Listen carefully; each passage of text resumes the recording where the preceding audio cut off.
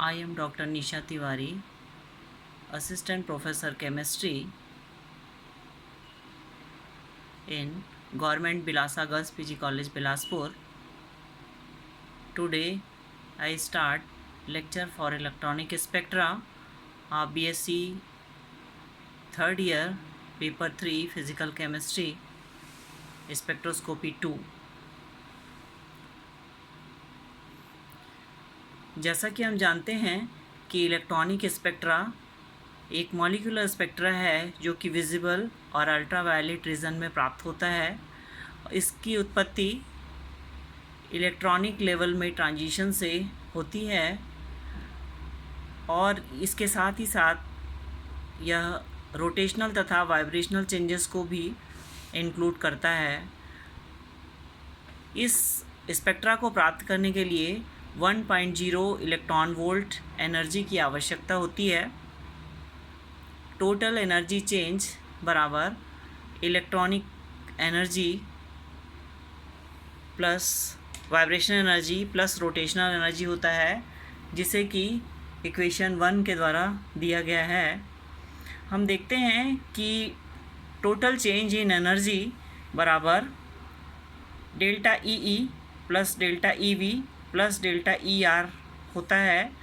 और यदि हम फ्रीक्वेंसी इन वेव नंबर लें तो एच सी से इसको डिवाइड करते हैं और समीकरण 2 प्राप्त होता है।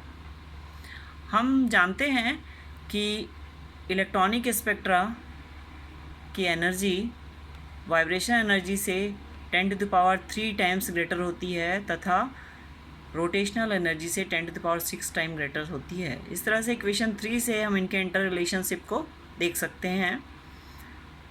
समीकरण 3 से हम देखते हैं कि vibrational changes coarse structure develop करते हैं तथा rotational changes fine structure develop करते हैं जब भी कोई इलेक्ट्रॉनिक ट्रांजिशन लोअर लेवल से हायर लेवल में होता है। अब potential energy and Franck Condon principle के अंतर्गत हम देखते हैं कि किस प्रकार से ट्रांजिशन होता है। हम जानते हैं कि फ्रैंक और कोंडॉन ने इलेक्ट्रॉनिक ट्रांजिशन के लिए एक रूल दिया था जिसे फ्रैंक कोंडॉन सिद्धांत कहते हैं। इसमें हम देख रहे हैं कि potential energy curve, potential energy versus nuclear separation के बीच जब ग्राफ खींचा गया है तो हमको इस तरह का कर्व मिलता है। इस कर्व में हम देख रहे हैं कि जो मिनिमम पोजीशन है उसको m से प्रदर्शित किया गया है और जो मैक्सिमम ऑसिलेशंस हैं वो L और N एक्सट्रीम के द्वारा प्रदर्शित किए गए हैं। V बराबर 0, 1, 2, 3 ये वाइब्रेशनल एनर्जी लेवल्स को प्रदर्शित करते हैं। अब देख रहे हैं कि जहाँ पे न्यू लिखा हुआ है ये इक्विलिब्रियम फ्रीक्वेंसी का मान है, जहाँ की डिसोसिएशन हो जाता है इस वैल्यू पे आकर के इस पोटेंशियल एनर्जी में।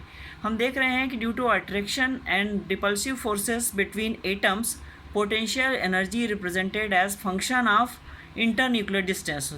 लाइक जैसा कि इस ग्राफ में हमको दिखाई दे रहा है, इस ग्राफ से हम ये जान पाते हैं कि न्यूक्लियर सेपरेशन पर पोटेंशियल एनर्जी का क्या प्रभाव पड़ रहा है।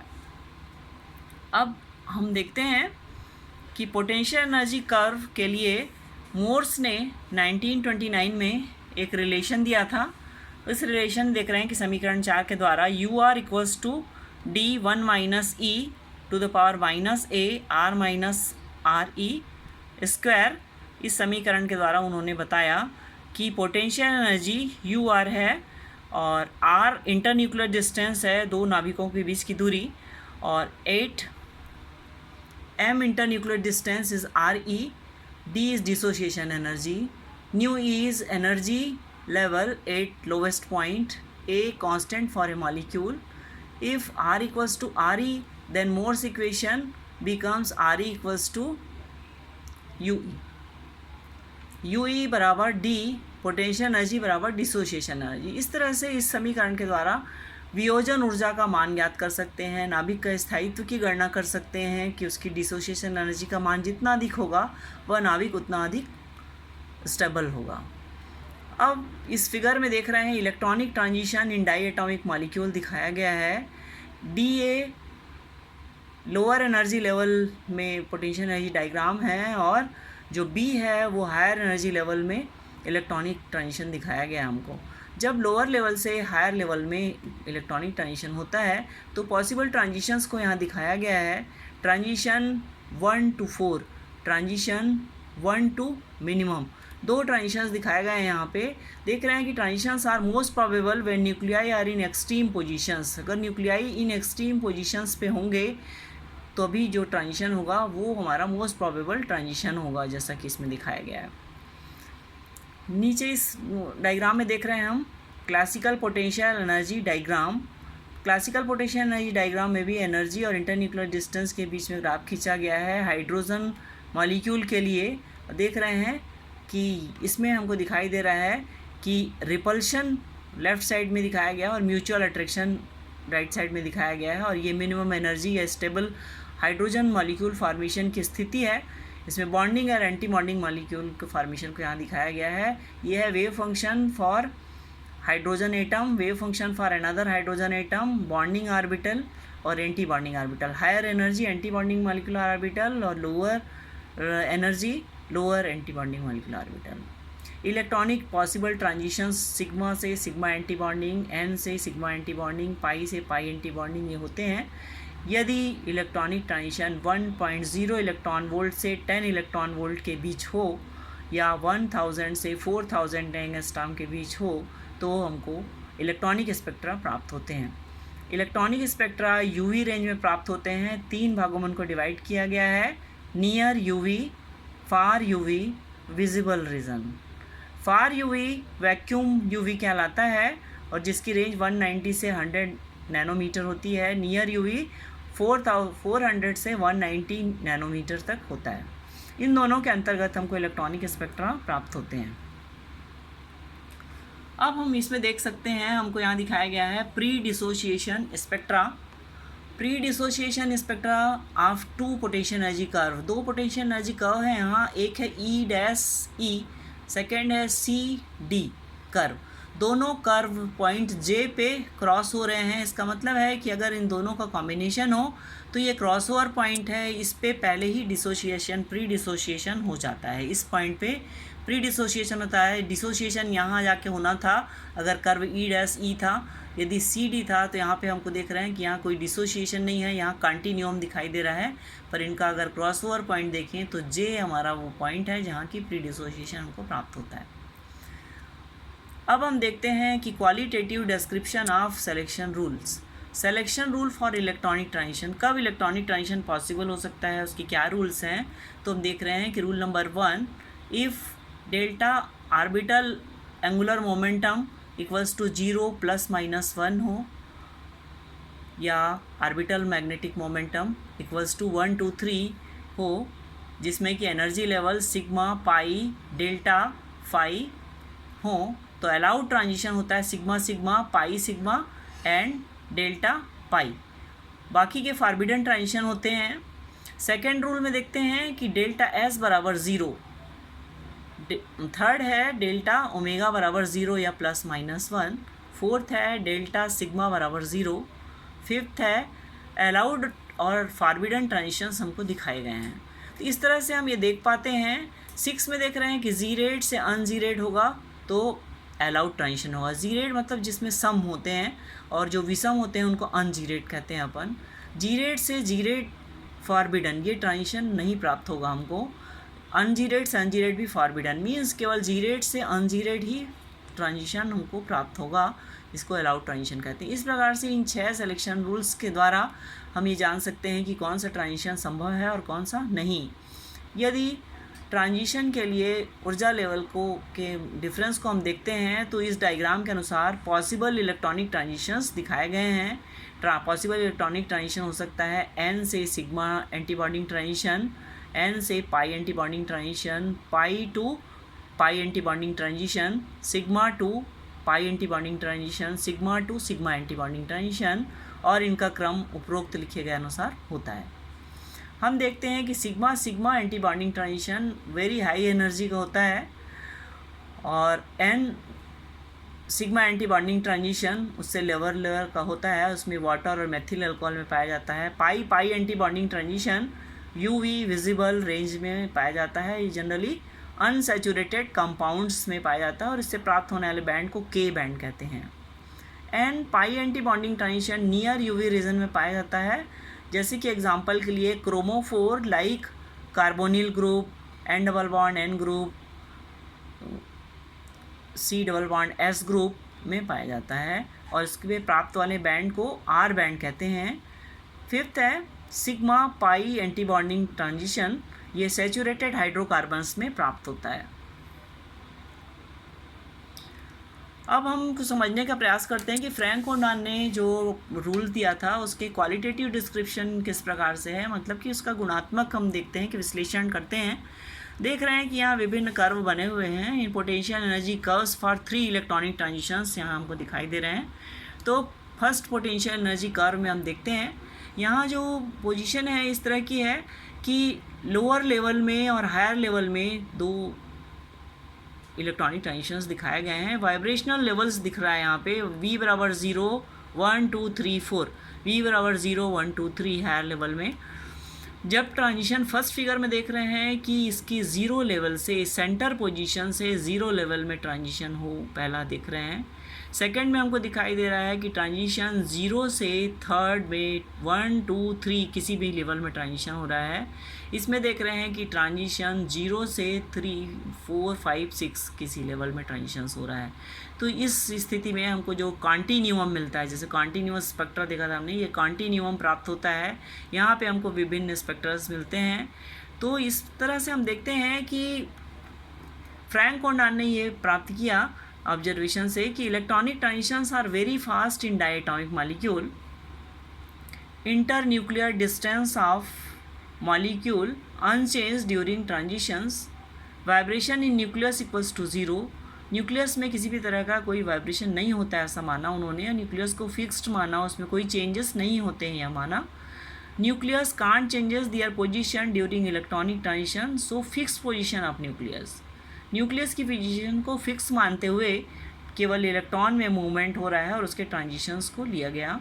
इन Franck Condon rule electronic transition in potential energy curves are represented by vertical lines, these are vertical lines, transitions को ये वर्टिकल लाइंस के द्वारा जो ग्रीन लाइन दिख रही है दिखाया गया है। Probability of electronic transition is maximum if nucleus are in equilibrium position, means in ground state vibrational levels are at extreme position N and L, जिसको अपन पिछले फिगर में N एंड L बोलते थे, वो डायग्राम को दिखाई दे रहा था। ये पोजीशन थी, ये एक्सट्रीम्स वाली N एंड L।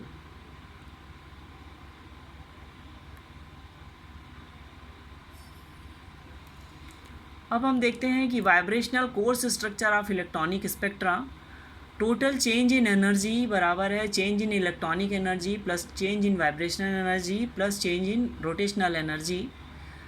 क्योंकि रोटेशनल एनर्जी में चेंज का मान बहुत कम होता है, 10⁶ टाइम्स लेस होता है इलेक्ट्रॉनिक स्पेक्ट्रा की तुलना में, इसलिए हम इसको इग्नोर कर सकते हैं टोटल कैलकुलेशन में, और इग्नोर करेंगे तो समीकरण 1 में ये एबॉलिश हो जाएगा और इतना बचेगा, जैसा कि यहाँ दिखाई दे रहा है हमको। यदि हम फ्रीक्वेंसी निकालना चाहें तो एनर्जी में hc का भाग देते हैं तो हमको ये समीकरण प्राप्त होता है। यदि हार्मोनिक अनहार्मोनिक ऑसिलेशंस को इंक्लूड करते हैं तो हमको ये इक्वेशन नेक्स्ट प्राप्त होता है कि फ्रीक्वेंसी या in electronic transition equals to electronic total frequency equals to electronic frequency in vibration plus 1/SC V dash plus half HC bar omega minus V dash plus half square SC x bar omega minus V double dash plus half SC bar omega into V double dash plus half SC x full square, जहाँ V vibrational quantum number है, omega equilibrium vibrational frequencies हैं। Electronic transitions में हम जानते हैं कि change in vibrational level positive, negative या zero हो सकता है। जो भी इसकी वैल्यू होती है उसके अनुसार हम देखते हैं किस तरह की बैंड प्राप्त होंगी। Series of bands obtained as V dash and V double dash comes constant, अगर इनका जो है डिफरेंस कांस्टेंट रहे तो हमको जो बैंड मिलती है उसको सीक्वेंस बैंड बोलते हैं। जो आ रही वही वैल्यू रिपीटेड आए तो हम बोलते हैं कि difference between lower and higher level is constant. अगर 1 का ही डिफरेंस रह रहा है, 0 से 1, 1 से 2, इस तरह से ट्रांजिशन हो रहा है, तो sequence bands are obtained if V dash or V double dash have different values. एक फिक्स हो और दूसरी वैरी हो, जैसे V dash equals to 0 and V double dash equals to 0, 1, 2, 3, then bands is known as progression band. जो band प्राप्त होती है वो हमको उस समय प्रोग्रेशन बैंड कहलाती है।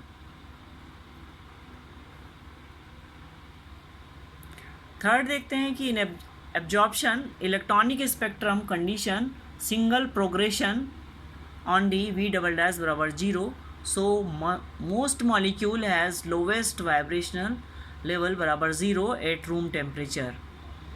Intense transition if V double dash बराबर 0 and V डैश बराबर 0, 1, 2 इस तरह से प्राप्त होती हैं वैल्यू। अब हम देखते हैं कि एप्लीकेशंस इलेक्ट्रॉनिक स्पेक्ट्रा के क्या क्या हैं। फर्स्ट एप्लीकेशन है evaluation of bond dissociation energy. Bond की विघटन और वियोजन ऊर्जा को ज्ञात करना, जैसे कि शुरू में बताया गया था, जिससे हमको उसके स्थायित्व का पता चलता है। Range of pre dissociation spectra, किस समय प्री डिसोसिएशन स्पेक्ट्रा प्राप्त होगा, वो हमको इलेक्ट्रॉनिक स्पेक्ट्रा के एप्लीकेशन से प्राप्त हो सकता है। Knowledge about all possible electronic transition is found. Fourth है identification of various compounds. Last और इम्पॉर्टेंट एप्लीकेशन हम देख रहे हैं कि shift in absorption band and their intensity changes, like किस तरह से उनमें परिवर्तन होता है। बैथोक्रोमिक शिफ्ट या रेड शिफ्ट प्राप्त होती है, जबकि lambda maximum to longer wavelength shift हो रही है। अगर वेवलेंथ जो अधिकतम उसकी वेवलेंथ है वो लॉन्गर वेवलेंथ में शिफ्ट हो रही है, तो हमको बैथोक्रोमिक शिफ्ट प्राप्त होती है। सेकेंड, हाइपोक्रोमिक या ब्लू शिफ्ट प्राप्त होती है जबकि लैम्डा मैक्सिमम शॉर्टर वेवलेंथ में शिफ्ट हो रहा है। थर्ड है हाइपरक्रोमिक बैंड प्राप्त होती है, जबकि increase in intensity of absorption band बराबर epsilon maximum. Molar extension coefficient का मान मैक्सिमम हो जाता है या एब्जॉर्प्शन बैंड का मान मोलर एक्सटेंशन कोफिशिएंट के बराबर हो जाता है, उस समय हाइपरक्रोमिक शिफ्ट प्राप्त होती है। हाइपोक्रोमिक बैंड प्राप्त होती है if decrease in intensity of absorption band with maximum extension coefficient. तो हमको हाइपोक्रोमिक बैंड इंटेंसिटी के घटने के साथ में प्राप्त होती है। इस प्रकार से इलेक्ट्रॉनिक स्पेक्ट्रा का हमारा समाप्त हुआ। अब इससे संबंधित जो भी क्वेश्चंस होंगे वो क्वेश्चंस आप अपने इसमें पुट कर सकते हैं और अगले में नेक्स्ट में उसका जवाब दिया जाएगा या आपकी जो भी क्वेरी होगी उस क्वेरी को हम किया जाएगा।